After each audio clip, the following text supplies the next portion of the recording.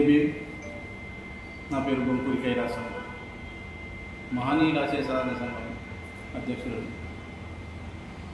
సంఘం పెట్టినాం కదా, ఏదో కనీసం నలుగురికైనా ఒక మంచి పని చేద్దామనే ఆశతో మా ఇందిరానగర్ 25 వార్డు 25వ వార్డు మిగతా దళితులందరికీ కూడా సంబంధించిన మా కాలేజీ పక్కన ఉన్న గుంటన్నర స్థలానికి మన ఎమ్మెల్యే దాసరి మనోహర్ రెడ్డి ఉన్నప్పుడు 19,50,000 రూపాయలు శాంక్షన్ చేసినారు.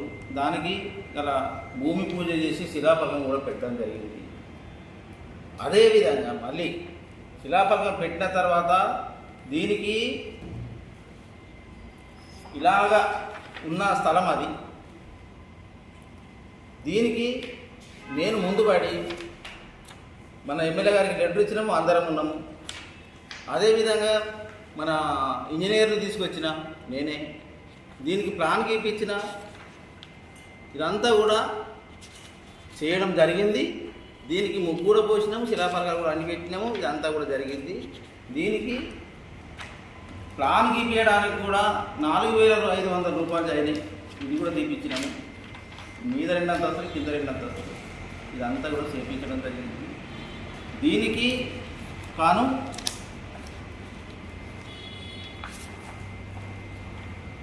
ఇది ఎంపీ కోట కింద 75 లక్షల రూపాయలు ఎంపీ కోట కింద మంజూరు చేయించడానికి ప్రపోజల్ కూడా పెట్టాను.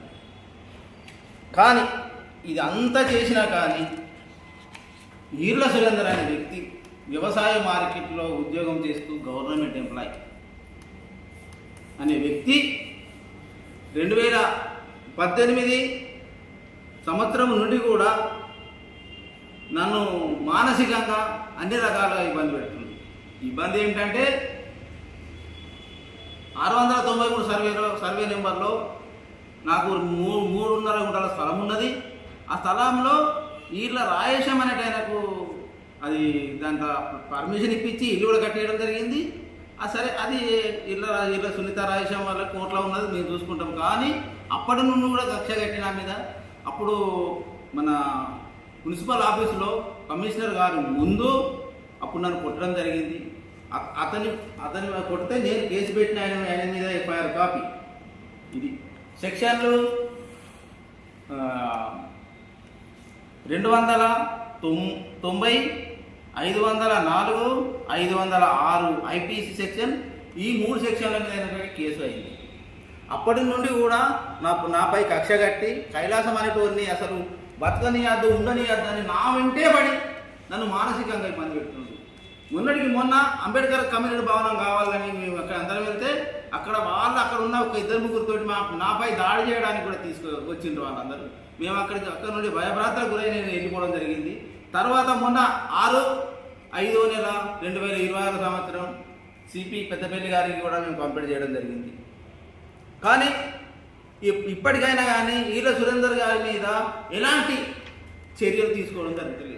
ఎలాంటి చర్యలు తీసుకుంటలేరు కాబట్టే ఈళ్ళ సురేందర్ గారు ఇంత చెలరేగిపోతుంది. ఎందుకంటే ఆయన ఒక ఎంప్లాయ్, ఆయన పని ఆయన చేసుకోకుండా మాకు ఎందుకు అడ్డం పడుతుండో మరి ఆయనకు అండదండలు ఎవరు మాకు అర్థం కాదు.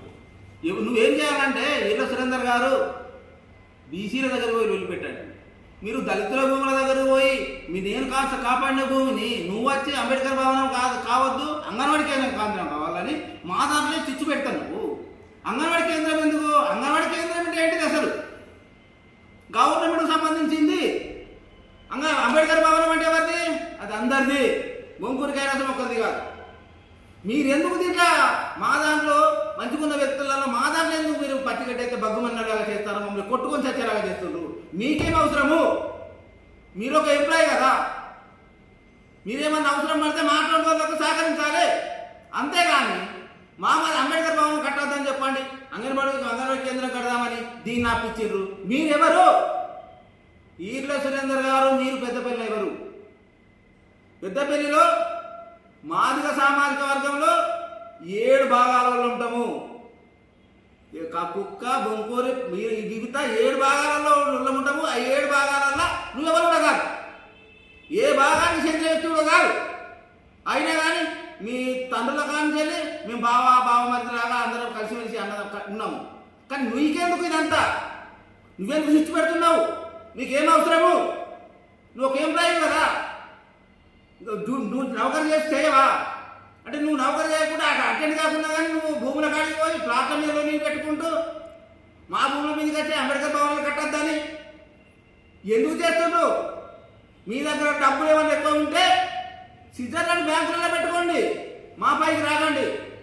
నేను ఒక సాధారణమైన వ్యక్తిని. 2018 సంవత్సరం నుండి ఇప్పటి వరకు దాకా కూడా నన్ను మీరు ఎందుకు విడిచిపెడతలేరు? మీతోటి నాకు ప్రాణభయం ఉన్నదని నాకు తెలుసు. నేను సిపి గారికి కూడా కంప్లైంట్ చేసిన.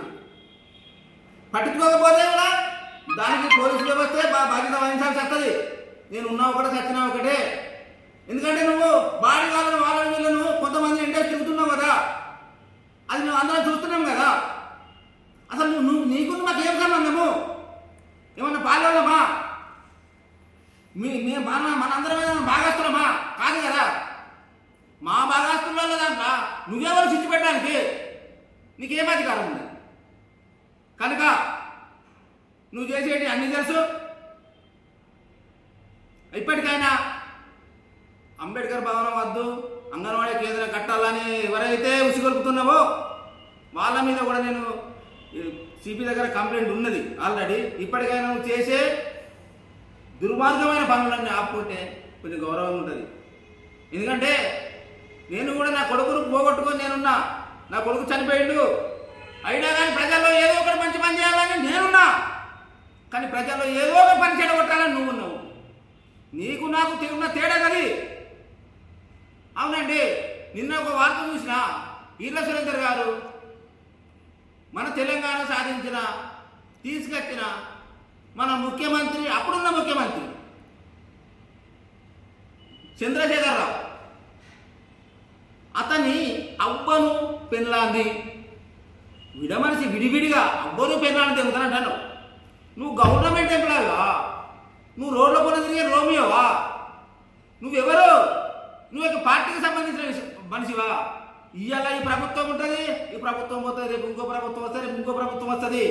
అంటే అన్ని ప్రభుత్వాల అమల పెళ్ళాలు లేకుండా ఉంటావా? నీకెవరిస్తుంటాయి అధికారం? వాళ్లకు సంసారాలు ఉన్నాయి, వాళ్ళకు మనోభావాలు ఉన్నాయి. వాళ్ళ అవ్వరు పెళ్ళాన్ని తెగుతుంది ఎట్లా అంటున్నావు? కనుక నేను ఏ ఒక్క పార్టీ వాడిని కాదు, నేను ఏ ఒక్క పార్టీకి నేను దానికి సొల్లు కాల్చే మనిషిని కాదు. ఖచ్చితంగా సంఘపరంగా ఎవరైతే ముఖ్యమైన ఎమ్మెల్యేలు ఉంటారో వాళ్ళు ఖచ్చితంగా సంఘం పనిచేస్తాయి. మొన్న ఎమ్మెల్యే దాసరి మనోరెడ్డి ఉండే, ఇప్పుడు విజయరామరావు ఉన్నాడు. ఖచ్చితంగా మా సంఘం సపోర్ట్ చేస్తారు, ఖచ్చితంగా వాళ్ళకి పని చూసుకుంటారు. అంతేగాని వాళ్ళు మన ఆయన పెళ్ళాన్ని అబ్బలు పెళ్ళాన్ని తెలుగుతానే ముఖ్యంగా ఖచ్చితంగా నువ్వు క్లారిఫికేషన్ చేయాలి. టీఆర్ఎస్ నాయకులారా మీరందరూ కూడా దీనిపై చాలా పెద్ద ఎత్తున చేయాలి. ఎందుకంటే మీరు అందరు టీఆర్ఎస్లో కన్వల్లో తిరుగుతున్నారు కదా. నేను టీఆర్ఎస్ కార్యకర్తలు కాకుండా కానీ నాకు ఒళ్ళంతా మండుతుంది. ఎందుకంటే మనకున్నారు, అవ్వలు ఉన్నారు, పిల్లలు ఉన్నారు, అక్కలు ఉన్నారు, చెల్లెలు ఉన్నారు. అవ్వలు పిల్లలు తెగుతారని ఈర్ల సురేందర్ ఒక గవర్నమెంట్ ఎంప్లాయీ ఎట్లా అన్నాడో ఇది ఖచ్చితంగా కలెక్టర్ దగ్గర తీసుకుపోతా. ఒక గవర్నమెంట్ ఎంప్లాయీ ఉండి ఒక రాజకీయ నాయకుడి, ఒక మాజీ ముఖ్యమంత్రిని అవ్వని పిల్లలు తెగుతారన్న దానికి ఖచ్చితంగా సమాధానం చెప్పాలి.